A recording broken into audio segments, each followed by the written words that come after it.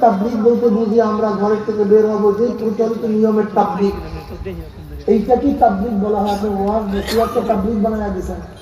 একটা প্রশ্ন আসি কিনা? আমরা বলবো ভাই আমি বানাই নাই। আল্লামা শাইখ জাকারিয়া সাহেব রহমাতুল্লাহ আলাইহি ফাযাইল আমল কিতাবের শুরুতেই যে আয়াত নিয়ে আসছেন, ফামান আহসানু কাওলাম মিম্মান দাআ ইলাল্লাহি ওয়া আমিলা সালিহান ওয়া ক্বালা ইন্নানি মিনাল মুসলিমিনের তাহকিকে তাফসীরে তিনি বলেন যে মুয়াজ্জিন আযান দেয় হাইয়া আলাস সালাহ হাইয়া আলাল ফালাহ, সে একজন মুবাল্লিগ। হাইয়া আলাস সালাহ, আসো নামাজে, দেয় না কি শুরু করছেন কি আপনি? আসো নামাজের দিকে, হাইয়া আলাল ফালাহ, আসো কল্যাণের দিকে। এইটার নাম কি দাওয়াত না ভাই? জোরে বলেন, দাওয়াত। জাকারিয়া সাহেব রহমাতুল্লাহ আলাইহি বলেন যারা বয়ান করে ওয়াজ নসিহত, ভাই মাইক কমায় দেন, একটু মাইক একটু কমায় দেন, মাহিরের মাইক একটু হালকা কমায় দেন, ব্যাড সাউন্ড না আসে, একটু কমায় দেন বাস। যারা বয়ান করে, ওয়াজ করে, নসিহত করে, তারাও একজন মুবাল্লিগ। তারাও কি একজন মুবাল্লিগ? তারা তাবলীগ করতেছে।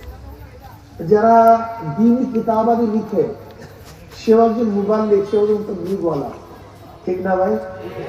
যারা খানকা তাজকিয়া নফসের কাজ করায়, তারাও একজন মুবাল্লিগ। যে সমস্ত মুজাহিদরা রণাঙ্গনে বাতিলের বিরুদ্ধে লড়াই করে, সেও একজন মুবাল্লিগ, সেও তাবলীগ করতে আসে। কথা ঠিক না ভাই? এক কথায় দ্বীনি দাওয়াত আপনার যেই পদ্ধতিতে অন্যের কাছে পৌঁছাবেন, এর নামই তাবলীগ। এর নামে কি? আমরা দাওয়াত ও তাবলীগের নিসবতে এখানে আসছি। দেখেন এই যে ভ্রাম্যমাণ মাদ্রাসা, ওই যে ওখানে আছে স্থায়ী মাদ্রাসা। এতক্ষণ আমরা ছিলাম স্থায়ী মাদ্রাসা, এখন আসছি ভ্রাম্যমাণ মাদ্রাসা। স্থায়ী মাদ্রাসা উস্তাদগণ সবসময় তালিম দেন, ছাত্ররা সবসময় থাকেন, কথা ঠিক না? ওরা স্থায়ী মাদ্রাসা।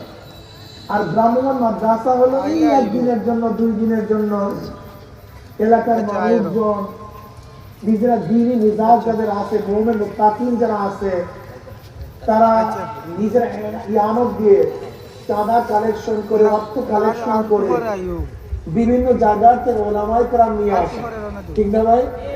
যে হুজুর আমাদের কিছু দ্বীনের নসিহত শুনান, দ্বীনের ওয়াজ শুনান।